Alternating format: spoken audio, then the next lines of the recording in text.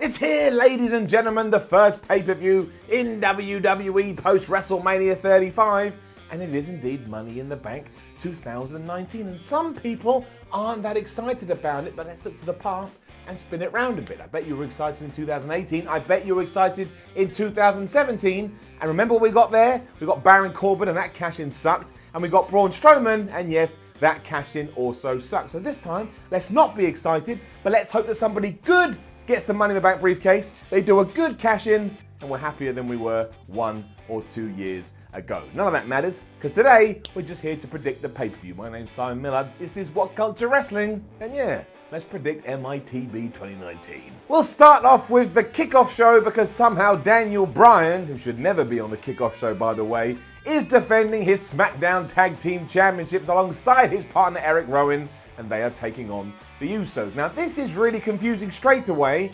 because what happens if the Usos do indeed win, and how does the wildcard rule tie into pay-per-views? You may have noticed that WWE hasn't explained that at all, but for all those reasons and more, this is why Daniel Bryan and Rowan have to retain. If we do give it to Jimmy and Jay and they're able to go on Raw with the SmackDown Tag Team belts, what does that mean for the Raw Tag Team Championships, who, don't forget, are Zack Ryder and Kurt Hawkins?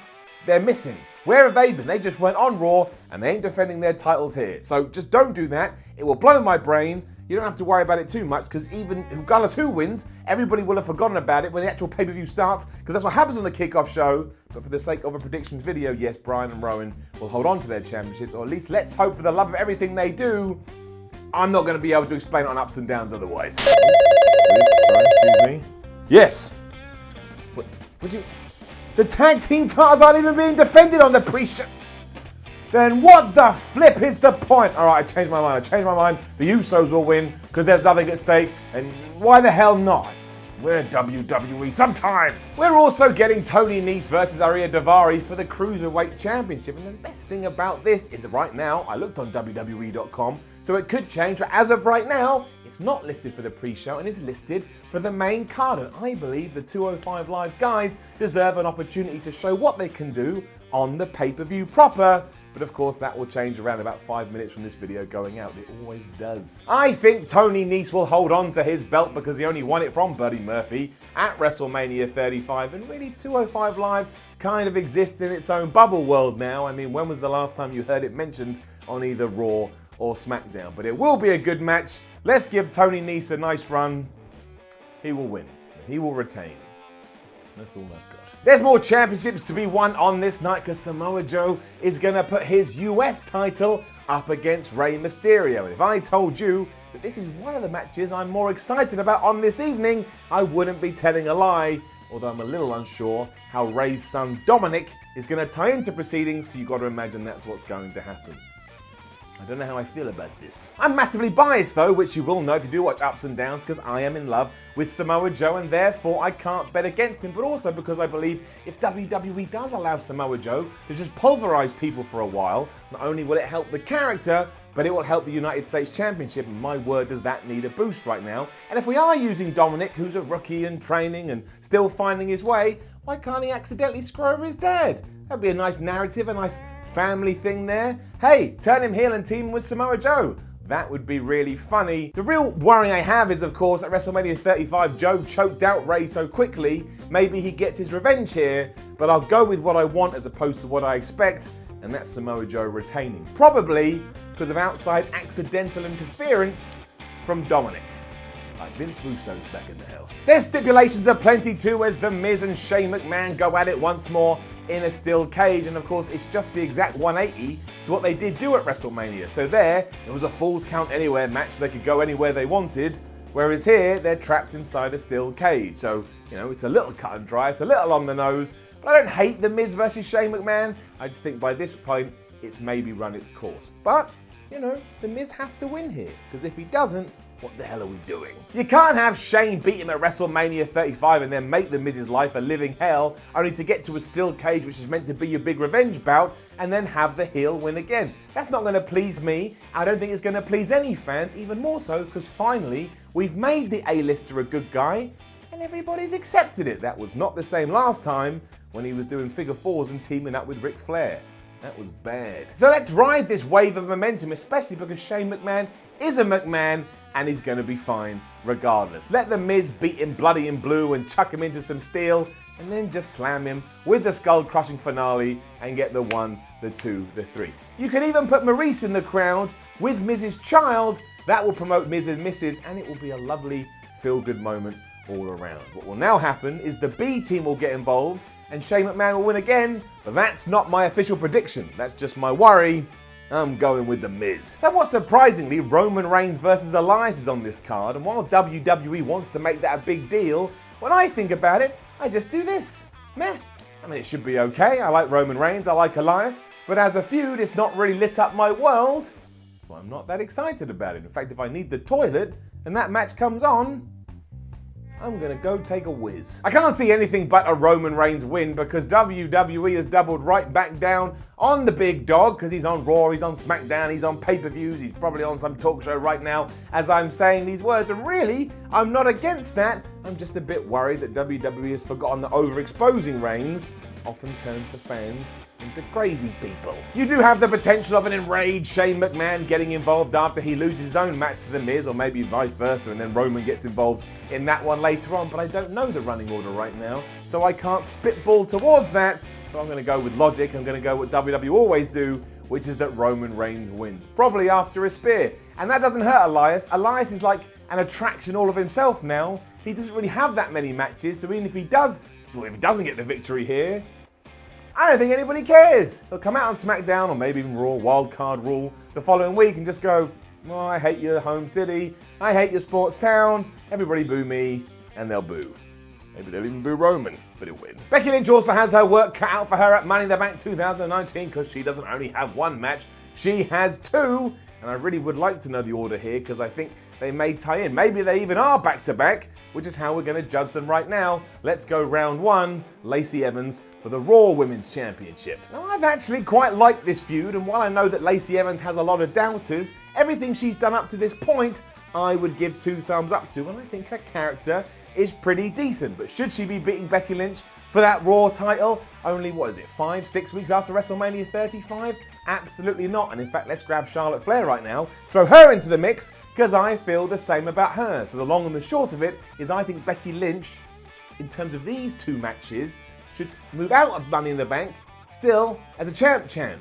That also ties into Women's Money in the Bank, so I'll talk about that in 1 second. I mean, you do have some options here, because if Charlotte Flair does get involved in the second match and wins, you have the get out of, well, Becky wasn't 100%, she just had a grueling match with Lacey. But I just think if we do that, if we gave the fans such a momentous moment at WrestleMania 35, and then we take it away before we even get to June, well, I think you're going to piss a lot of people off. So let's grab the Women's Money in the Bank match and throw it in here, because a little part of me thinks this is all part of some grand plan. Now, don't ask me why I think this. It's probably because she lost on SmackDown or something. But I know that secretly, under the radar, WWE has always been quite high on Mandy Rose. So I can actually see her winning the Money in the Bank ladder match. I would give it to Alexa Bliss, but as we've done that before, maybe it's not the best thing to do. So instead, picture the scene. Becky Lynch has a pretty good match against Lacey Evans, wins. She has a much better match against Charlotte, and she wins. And then as she's exhausted, out comes Mandy Rose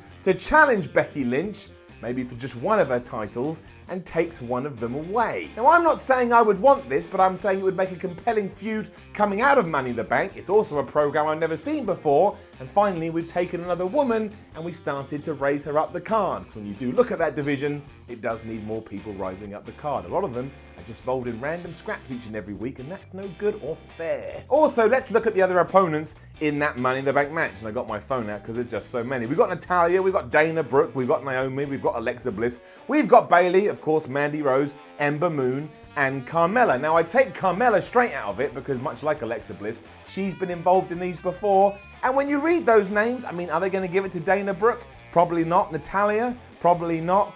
There's no one else there. I think Mandy Rose is the only viable option. I'd like it if it was Bayley, especially if Bayley cashed in on Becky Lynch and went heel, but I don't see that happening. So this is the scenario I've created. The too long didn't read version is Becky beats Lacey, Becky beats Charlotte, and then Mandy Rose cashes in and becomes one of the champions. I don't think she's going to be allowed to challenge for both, so I guess because she's technically a SmackDown superstar, well, that doesn't exist anymore. Money in the Bank ends with Becky as the Raw champ and Mandy Rose as the SmackDown champ. I realize I've gone out on a limb there. I sound a bit crazy, but what else are we meant to do here on a prediction show? We may as well have some fun. Fun instigated. Kofi Kingston will also defend his WWE title against Kevin Owens, and I'm going to pull another fast one here because I've thought about it a lot. I think Kevin Owens should win. Not only because I love Kevin Owens much like I love Samoa Joe, I just think it makes for a much better story. If Kevin Owens turning on the New Day is just a 3-week thing, then it means absolutely nothing. But if he did it to get in Kofi Kingston's head, even though he was only in the group for around about 72 seconds, and then beats him for the WWE Championship, especially where here, fans really don't want that, but I think they'll be more forgiving because a lot of us like KO, I think that sets up for a decent program down the line. Also, Kofi was never meant to be in this position to begin with, so if you switch roles a little bit and have him chase once more, admittedly there could be a bit of overkill because we did the same leading up to WrestleMania 35, but something inside my brain just thinks that's a good idea. Now, the real ace in the hole is Xavier Woods and maybe even a returning Big E. I mean, that is such a get out of jail free card. I can't think of a better one. If they clock Kevin Owens and he gets screwed over, then he can still save face. And you keep Kofi Kingston as WWE champ, which we'll all enjoy. Me too. But Kevin Owens is such a dastardly asshole. I kind of want his dastardly action to be paid off by getting the prize he started off to begin with. That's what he wanted. That's why he did all this with Kofi Kingston. He wanted to be the champion again. Let him do it. Let him get there. Then let Kofi and the New Day whoop his behind. It's then the most anticipated match of the evening, or so I would guess, which is AJ Styles challenging for Seth Rollins' Universal Championship. And it's one of those matches that if you had said 15 years ago when they were fighting out in the bingo halls and the gymnasiums that they were going to have a pay-per-view match in WWE for the biggest prize in all of the company, I don't think many people would have believed it. And that's why this is just a win-win all round. Even if it's the only Seth Rollins versus AJ Styles match we ever get in the WWE, I'm going to enjoy it and take it in for all that it's worth, because why the hell not? Unfortunately, I don't think AJ Styles stands a chance in hell. It all does tie into WrestleMania 35 and what plans WWE have going forward, and there has been a lot of hints on TV that Baron Corbin is the heir to the throne. And as much as I don't really want to see Baron Corbin against either of them, I don't think WWE is going to book AJ Styles versus Baron Corbin,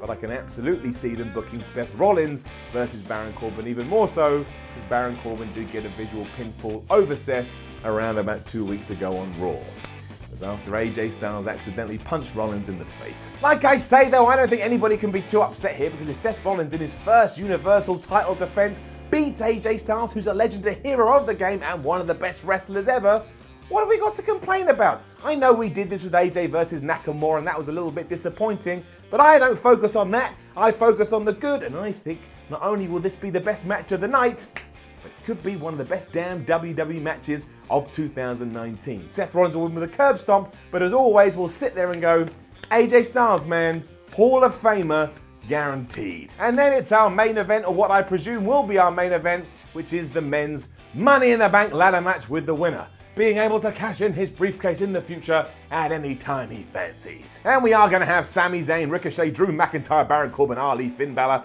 Andrade and Randy Orton fighting out for this prize. And if you watch my Raw ups and downs, I came over all like funny feelinged because I think Ricochet may be in for a shot here. And I'm just basing that on the fact that he had a crap Raw, but a better SmackDown, so maybe somebody wants to send some hints out there. And WWE does do that. If they've picked Ricochet to be the Money in the Bank winner, they'll have him lose all the time because they believe as soon as he gets the briefcase, everything's going to be all right again.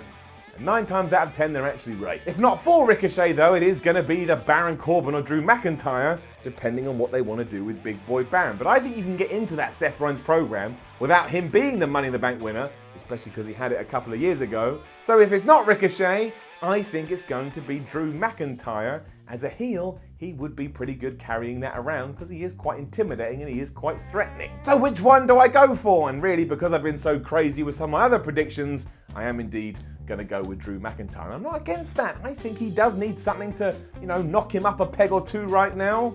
But being the Money in the Bank guy will do that. And I think WWE's quite high on him. So Drew McIntyre will win, but it will be an amazing match all round. Just another feeling I've got. Look at who's in it. You may have some problems with some of them, but as a crew of wrestlers, the talent, it's through the roof. Now, don't forget to leave a comment below and let us know your Money in the Bank 2019 predictions, and I will be looking through them to see who gets things right and who gets things wrong. Like, share, and subscribe. Head over to WhatCulture.com and read yourself some articles. Follow WhatCulture on Twitter, WhatCulture WWE. And you're already on here, YouTube. You've made the effort. Why not watch more wrestling videos? My name is Simon from WhatCulture. Thank you very much for watching. And enjoy Money in the Bank 2019. It only comes but once a year. And the concept is still pretty good. So let's hold that in our hearts, because eventually they'll probably kill it.